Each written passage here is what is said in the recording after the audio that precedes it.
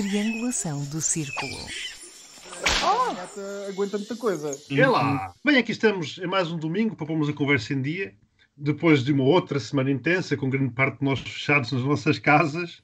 E volto a ser eu o provocador da semana, neste ciclo de provocadores que rodeia o triângulo de faladores. Obrigado por se juntarem e sejam todos bem-vindos. Começo por complementar duas informações sobre eventos LGBT que referi no episódio 2. A marcha de Aveiro, que seria no dia 13 de junho, está efetivamente cancelada e a parada de São Paulo, inicialmente prevista para 14 de junho, foi adiada para 22 de novembro. Também quero agradecer ao Escrever por nos ter incluído na sua lista de podcasts LGBTI favoritos. Eu sou Miguel Agramonte, estou a falar-vos de Aveiro. E eu sou Max Spencer Donner, estou a falar-vos de Faro. E eu sou o Daniel Rocha e estou-vos a falar da Valentina. Onde é que é a Valentina? A Valentina é num sítio que podem procurar no Google. Tem algum bar gay? Não. Então nunca fui lá. Então nunca fui lá. Bem, vamos então à minha crónica maravilhosa aqui. Grande momento. The Corona's Weekly Digest. No Líbano, para combater a crise económica decorrente do coronavírus, o governo legalizou a cannabis medicinal. Todas as correlações são válidas. No Reino Unido, as vítimas mortais por Covid-19 foi 41% superior ao anunciado pelo governo, porque não contaram aqueles que faleceram fora do Sistema Nacional de Saúde.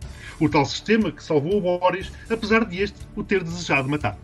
Também no Reino Unido, uma mulher tem bebido batidos de vegetais aos quais junta o esperma do namorado.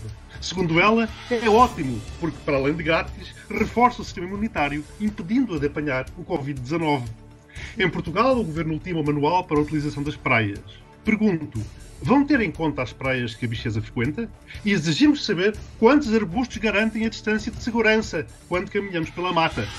No Brasil, questionado acerca do número de mortos, Bolsonaro disse não saber, por não ser coveiro. Poderá não ser coveiro, mas, segundo o próprio, a Constituição é ele.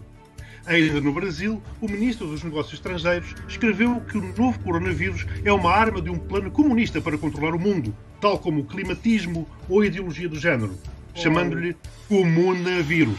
O novo ministro da Saúde afirmou que o país está muito melhor do que a maioria dos países do mundo, em especial da Europa. E um dos filhos do presidente lamentou que o pai esteja sempre a ser criticado pela forma como enfrenta a gripezinha, não se criticando as paradas gay, que, segundo ele, são uma imensa orgia. Nesta linha, extremistas religiosos de vários países partilharam na internet um vídeo da suposta última festa gay em Itália, segundo eles responsável pela explosão da pandemia, que afinal é um vídeo de um bloco gay do Carnaval de Salvador da Bahia de 2018. Na Argentina, a população só deve ter relações com parceiros estáveis, sendo a masturbação recomendada para os restantes, não esquecendo que, após o ato, têm de lavar as mãos e os órgãos genitais, bem como desinfetar acessórios e ecrãs de computador. Nos Estados Unidos da América, frases como "meu corpo, minha escolha" foram brandidas em cartazes para exigir o direito à autoinfecção, mas esquecendo o dever de não infectar o outro. Se calhar, isso poderia ser resolvido seguindo a possibilidade avançada por Trump de injeções de desinfetante. Mas afinal disse-o sarcasticamente para ver qual seria a reação. Como consequência, por achar que os jornalistas lhe fazem perguntas muito difíceis e injustas, anunciou no Twitter que não dará mais conferências de imprensa. Foi assim que o Bolsonaro ganhou as eleições, não falando, não debatendo. Ainda nesse país, um famoso pastor evangélico local afirmou que Deus não acabará com a pandemia enquanto o país não acabar com os casamentos entre pessoas do mesmo sexo. Se isto for assim, só tenho uma coisa a dizer.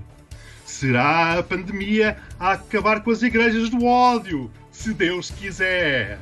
Este mundo está perdido. Eu nem sei o que dizer, mas eu quero destacar a parte do coveiro. Acho que foi a do coveiro é muito bom. A do coveiro é muito bom. Eu acho que eles já se divertem a inventar coisas para responder. Eu acho que isto tem que continuar assim. Qualquer dia o Brasil e os Estados Unidos vão acabar por ser uma spin-off desta rubrica. Completamente. Todas as semanas tu tens um fartote de informação. Embora o Trump agora vai se calar e, portanto, que o outro pode cair e, olha, e acaba-se esta fonte, este manancial de informações. Né? Mas é exatamente o que tu estavas a dizer. Até o silêncio é uma estratégia política e é uma estratégia política que funciona muito bem. Porque eles já não precisam de falar. Eles só precisam de entreter. Exatamente. Foi isso que aconteceu claramente no Brasil. Repara, o Bolsonaro ele não foi a debates, não dava entrevistas. porque já tinha os votos de quem lhe deu a maioria, portanto não ia perder votos. Porque o problema é que cada vez que eles abrem a boca, perdem votos. Exato. O curiosamente não acontece com o Ventura. Cada vez que ele abre a boca, ele ganha votos. Mas isso é outra coisa para outro podcast. Eu acho que ele ainda está em processo de angariação. Pois não sei, mas isso é outra questão. Mas enfim. Isto, se calhar, são todos efeitos secundários do isolamento. Eu sinceramente já não sei o que é pior, porque a sociedade acaba sempre infectada. Portanto, eu não sei o que é pior. Se é manter todas as pessoas enlouquecidas dentro das casas, incendiando a tal sociedade com ódios e frustrações, ou se é deixá-las contaminarem-se todas umas às outras, não é? Em passeios não higiênicos. Eu só sei que nos últimos dias vi gente de manhã a partilhar fotografias de tanques em 1974 carregados de pessoas e cravos em cima, e à tarde a partilhar os discursos do André Ventura. Portanto, não sei. Hoje é 26 de Abril, por enquanto ainda estamos em liberdade e vamos continuar, se calhar, para aquilo que poderá ser a nova ordem climática. Lembro-me, na segunda-feira, assistimos ao impensável. As regras do mercado, as famosas, fizeram com que a fortíssima quebra na procura levasse a que nos Estados Unidos da América o petróleo viesse a ser comercializado a valores negativos. E por se ter atingido o limite da capacidade de armazenamento, as empresas ou pagavam aos compradores para eles ficarem com os barris, ou tinham que desligar as bombas sob pena de inviabilizar economicamente a exploração dos poços. E o que eu pergunto é, será que foi o mercado por si só a originar este episódio insólito, ou há mais alguma coisa a acontecer nos bastidores? Bem, é óbvio que isto não foi só o mercado, não é? Todos nós temos visto, volto a dizer, como tenho dito nos últimos episódios todos, o que está a acontecer é uma movimentação geopolítica gigante. As peças de xadrez estão cada vez mais alinhadas. O Daniel vai partilhar comigo o meu pessimismo. E aquilo que nós estamos a ver é uma assertividade cada vez maior daqueles que se opõem ao domínio norte-americano destas coisas. E, bom, todos nós sabemos como é que foi a política de independentismo energético dos Estados Unidos nos últimos anos e como isso vai contra os interesses comerciais de muita gente. Agora, isto tem aqui uma questão muito engraçada. Se há de facto Estados que têm interesse em afogar os produtores norte-americanos, a verdade é que também muitos desses Estados estão neste momento, ou vão estar nos próximos meses, em situações, enfim, eu diria preocupantes. Imaginemos, por exemplo, não é um caso de um Estado que tivesse interesse nisso, mas nós sabemos que a imprensa internacional referiu que, por exemplo, o Iraque precisa, para se financiar, que o petróleo esteja a pelo menos $60 o barril. Ora, o Brent já está negativo e o indicador europeu anda, salvo erro, vocês se calhar saberão. O Brent já está negativo? Não, o Brent não. O norte-americano. Sim. O indicador europeu anda nos $15, salvo erro. E, portanto, seja um ou seja o outro, estão francamente abaixo do que é necessário para Estados como o Brasil, Angola, Rússia e por aí tantos outros, a Venezuela, tantos outros financiarem-se. Portanto, mais do que a questão climática que tu pões em causa, eu estou a ver antes ainda a questão política. O que é que vai acontecer nestes países todos? A Rússia tem capacidade para manter esta lógica durante quanto tempo? Não sei se terá. O que é que vai acontecer a países como o Brasil? O que é que vai acontecer a países como a Venezuela? As alterações climáticas vão continuar a ser combatidas? Quer dizer, do ponto de vista do petróleo, se ele continuar baixo e se nós não tivermos um disparo da economia acentuado nos próximos meses ou nos próximos anos, o petróleo continuará provavelmente baixo. O que quer dizer que a viabilidade de energias alternativas, a viabilidade económica de energias alternativas, a não ser que seja pesadamente subvencionada, cairá por terra também. Eu não estou a ver continuar a ser viável, por exemplo, a não ser que baixe muito o preço de produção de carros elétricos face a carros que se calhar vão passar a ter gasolina a preços muito mais baixos. Não provavelmente no mercado português, mas naqueles mercados onde isso é relevante e que são grandes o suficientes para justificar ou não a produção. Portanto, há aqui muitas coisas que não são positivas. Sim, e não é de hoje para amanhã. Repara, estamos a falar dos carros, mas vamos ter aviões elétricos? Vamos ter navios elétricos? Porque... Não. Mas um amigo meu dizia-me que poderia ser uma nova ordem internacional e até o início de uma economia mais sustentável. A questão é o tempo que demora. Eu não consigo ver como é que poderá ser uma economia mais sustentável, porque historicamente nós temos reparado que sempre que o petróleo está abaixo, nós não progredimos na economia mais sustentável, antes pelo contrário. Exatamente. Antes, vamos ver. Não, mas o que é engraçado é que no espaço de poucas semanas, nem sequer um mês, falava-se há coisa de um mês que era o ouro negro. Hoje em dia, quando olhas para o petróleo, te dizes, não, fujam disso. E nós pudemos assistir nesta segunda-feira e nesta semana que passou, como o Max estava a falar e como o Miguel também referiu, que é o fim da primazia energética norte-americana e, consequentemente, o domínio sobre o consumo energético mundial. E quer queremos, quer não, traz consequências gravíssimas até para nós como europeus. Se vocês se lembrarem, Sines estava, juntamente com o gás norte-americano, tinham uma ligação quase umbilical de Sines só cresce se os Estados Unidos também crescerem na exportação de energia, e logo vai ter consequências graves a nível nacional. Sim, mas repare também, aproveitando, estavas a falar do ouro negro, que é certo é que aproveitando a situação, o Donald Trump também comprou 75 milhões de barris, não é, para compor a reserva estratégica dos Estados Unidos. Aliás, eu pergunto-me se ele pagou ou se recebeu os barris e ainda lhe pagaram por isso. E a China também vai aumentando a sua reserva de crudo, não é, à medida que os preços vão baixando. Eu não sei como é que vocês veem isso, mas eu vejo mais como tentativas de intervenção no mercado do que propriamente reservas estratégicas. Sem dúvida, que é para manter pelo menos os clientes e exportadores da China, no caso do Irão e do caso de países do Médio Oriente, manter pelo menos o orçamento deles nos mínimos dos mínimos para não haver o caos social, económico e político. E aí sim é muito mais grave do que vermos a perda de hegemonia norte-americana. A grande questão da hegemonia norte-americana e do independentismo energético, ou da independência energética, para lhe chamar, para melhor, que vem a ser desenvolvida já desde os anos Obama, era sobretudo para conseguir um afastamento da política do Médio Oriente. E da Rússia. E antes, pelo contrário. O que aconteceu foi justamente o contrário. Foi a política do Médio Oriente e da Rússia passar a dominar por completo a questão energética americana. Exatamente. Os Estados Unidos perderam várias guerras nos últimos meses. Não é uma guerra física, mas são guerras assimétricas, como nós já falámos nos episódios anteriores. Que é, estamos a ver, mês após mês, semestre após semestre, que nós, europeus e mundo, não podemos contar com os norte-americanos para nada. Sim, aliás, eles próprios se vão afastando. Como eu disse também, eles vão se retirando do palco também com o líder.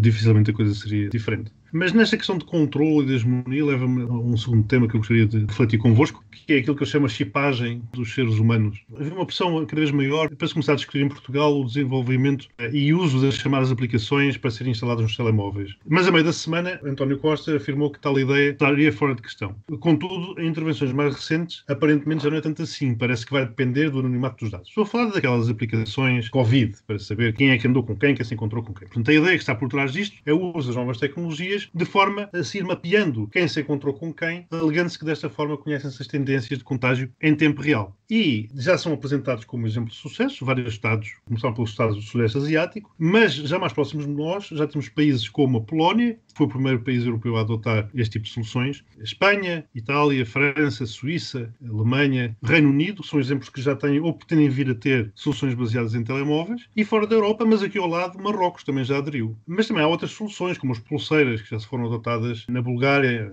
na Bélgica, Liechtenstein ou Hong Kong, que dão aos utilizadores, e sabe-se lá a quem é mais, uma série de parâmetros. Por exemplo, a Índia usa-as para monitorizar a temperatura de quem utiliza essas mesmas pulseiras. E depois eu vejo aqui uma série de nuances na utilização destes aparelhos. Desde a obrigatoriedade, nos países é obrigatório, chegando a se ao ponto do utilizador ser notificado caso o telemóvel esteja desligado, ou caso retire a pulseira, enquanto noutros a instalação das apps é facultativa. Até quem controla a informação. Uns optam pelas entidades de saúde, outros optam por entidades privadas e ainda há outros que entregam essa missão à polícia, como é o caso de Marrocos. Passando pela tecnologia, antenas de telecomunicações, Bluetooth, etc. E, acima de tudo, pelo tipo de informação, que poderá não se limitar aos locais percorridos ou pessoas com quem se cruzou, mas também ao estado de saúde e outros parâmetros biomédicos do utilizador do dispositivo. Isto levanta aqui uma série de questões, não é? Já faladas por alguns especialistas, como, por exemplo, ao fazer-se o login através de outras plataformas, do Facebook, por exemplo, há o risco, caso não se tenha atenção, de podermos estar a autorizar a transferência de informações entre essas apps e muitas outras, que não têm o mesmo objetivo. Mas o que é certo é que já fazemos alguma coisa semelhante. Quer dizer, nós já permitimos à Google aceder aos nossos percursos, às redes sociais registarem aquilo que chamamos de check-ins em determinados locais que visitamos, há aplicações de encontros a anunciar que estamos nas proximidades, ou até mesmo informar os nossos roteiros, tanto passado como futuros, a determinadas aplicações orientadas para ajudar a navegação. Portanto, o que eu pergunto é como é que vocês veem esta nova realidade orwelliana, onde, se num prato da balança está a promessa da contenção do vírus, no outro está o controle de todos os movimentos, e não só, dos cidadãos, para uma espécie de chipagem que se faz a alguns animais. Sabendo nós que já em muitas aplicações permitimos que isso aconteça. Eu só tenho a dizer uma coisa, isto é medonho.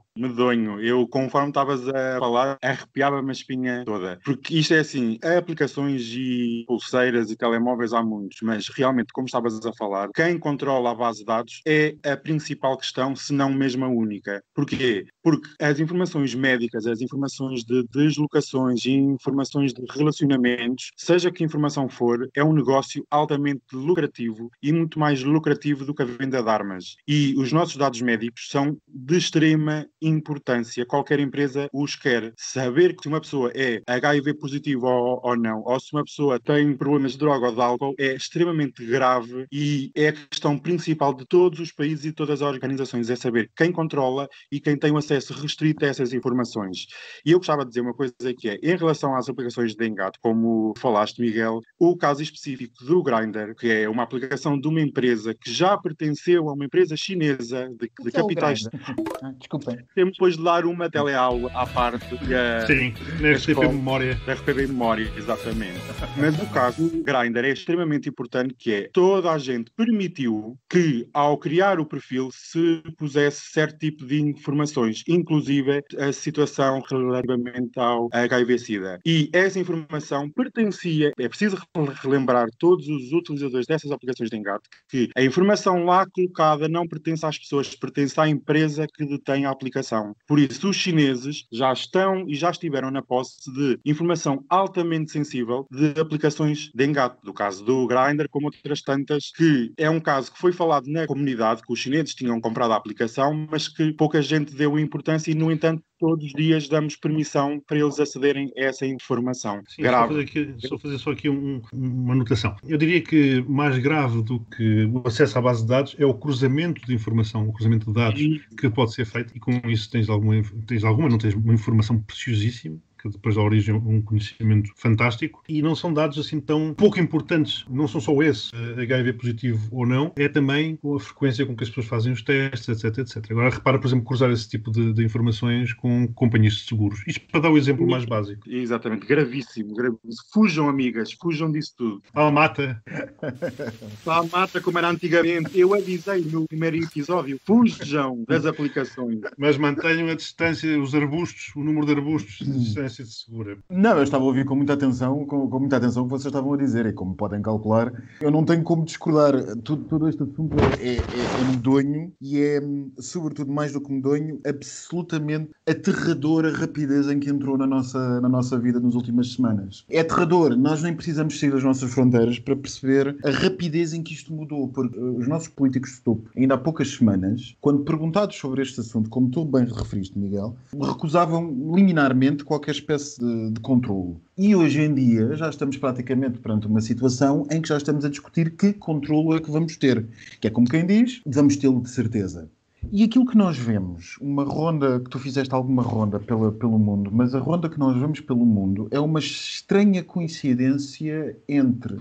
porque a diferença não é assim tão grande, não sei se vocês me acompanham nisto, é uma estranha coincidência entre democracias e ditaduras. Ou seja, parece que as democracias ocidentais, mas não apenas as ocidentais, mas sobretudo as ocidentais, cederam ao método chinês de combate a esta pandemia. E é engraçado como isto se tornou um negócio, e como todos nós estamos a abdicar de coisas absolutamente incríveis, não diria a cada dia, a cada hora que passa. Por exemplo, tornou-se um negócio, por exemplo, a Colômbia está a utilizar, não sei se vocês repararam nisto esta semana, a Colômbia está a utilizar uma aplicação de controle de movimentos, controle dos infectados, que é desenvolvida por uma empresa portuguesa. Não sei se vocês repararam isto na imprensa. É desenvolvida por uma empresa portuguesa. Por acaso agora não me lembro do nome, não interessa o nome, mas é uma empresa portuguesa, veio na imprensa respeitável, veio no público, o público escreveu sobre isso. Os Estados europeus estão a importar soluções de empresas chinesas, e hoje de manhã estava na imprensa também que que a polícia do Dubai, pronto, enfim, os Emirados Árabes Unidos não são propriamente uma democracia transparente, eu sei, mas a polícia do Dubai ia começar a utilizar, ou já começou a utilizar, capacetes desenvolvidos também por uma empresa chinesa que tinham embutidos na viseira sensores de temperatura e que eram capazes, salvo erro, se bem me lembro dos números, eram capazes de analisar cerca de 300 indivíduos por minuto. E identificando indivíduos com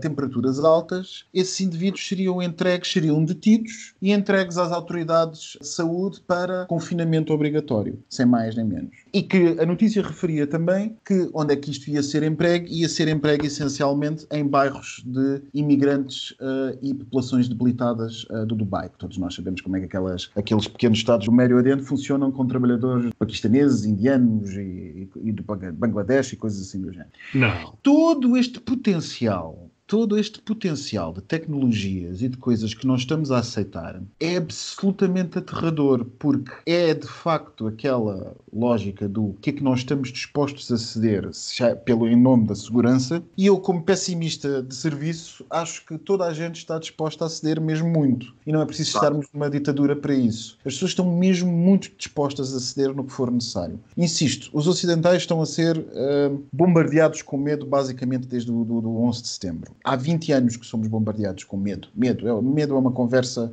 diária na nossa opinião pública. Medo do ataque terrorista, medo do estrangeiro, medo disto, medo daquilo, medo daquilo outro. E agora medo da doença. Portanto, nós estamos em ponto de reboçado para aceitarmos o que nos oferecerem como garante da nossa segurança. E se nos disserem desculpa, só para terminar, se nos disserem que vai ser uma pulseira em vez de um telemóvel, porque afinal podes deixar o telemóvel podes deixar em casa, nós vamos aceitar. E de repente só punhamos pulseiras em pessoas que estavam fortemente indiciadas pela prática de crimes, com o controle constitucional e institucional que isso tinha, não apenas em Portugal, mas de todos os outros países de matriz ocidental, e agora vamos passar a permiti-lo com coisas que as pessoas não têm culpa. Isto é passar uma ponte de Rubicão extremamente perigosa para a qual nós não voltamos. Atrás, não voltamos mesmo.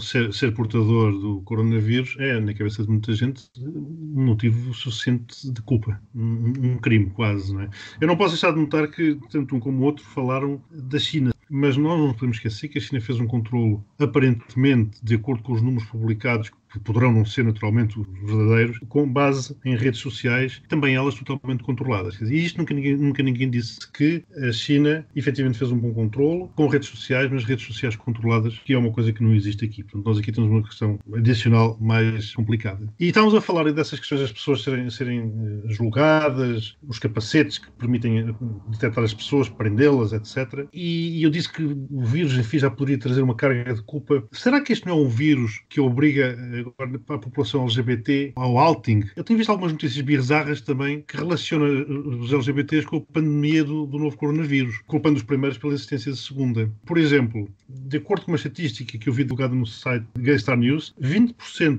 dos russos gostariam de ver os gays e lésbicas eliminados e 33% querem que as pessoas LGBTs sejam isoladas da sociedade. Por outro lado, no Japão, quando alguém é suspeito de estar infectado com o novo coronavírus, tem que declarar ao médico com quem é que se relacionou sexualmente anteriormente. E esse facto tem levantado muitos problemas homossexuais não assumidos que receiam passar a ter a sua vida transformada no inferno pela exposição que poderão passar a ter. E por falar em exposição, uma transexual marroquina que vive na Turquia tem procura homens em algumas apps. Esses homens anunciam-se como ativos ou bi e depois, como ela é uma influencer, expõe em lives que são vistas por mais de 50 mil seguidores aqueles que, segundo ela, se escondem ou escondem a sua macheza atrás das barbas. Este é o termo. Isto parece uma segunda edição da Crónica do Coronavirus. Isto é impressionante. E eu também recordo, já agora, que uma vez numa sessão de lançamento de um dos meus livros no Centro LGBT da ILGA Portugal em Lisboa, há 3 anos, eu ter afirmado temer que os LGBTs se viessem a tornar nos novos judeus, de um novo holocausto. E que nessa mesma sessão, tu, Max, referiste a que nunca nos deveríamos esquecer que qualquer direito conquistado não é permanentemente garantido. E que tempos sombrios, acrescentaste, tempos sombrios teriam a caminho. Portanto, esta faço-te diretamente a ti, esta pergunta, Max. E claro que depois o Daniel complementa. Esses tempos sombrios chegaram?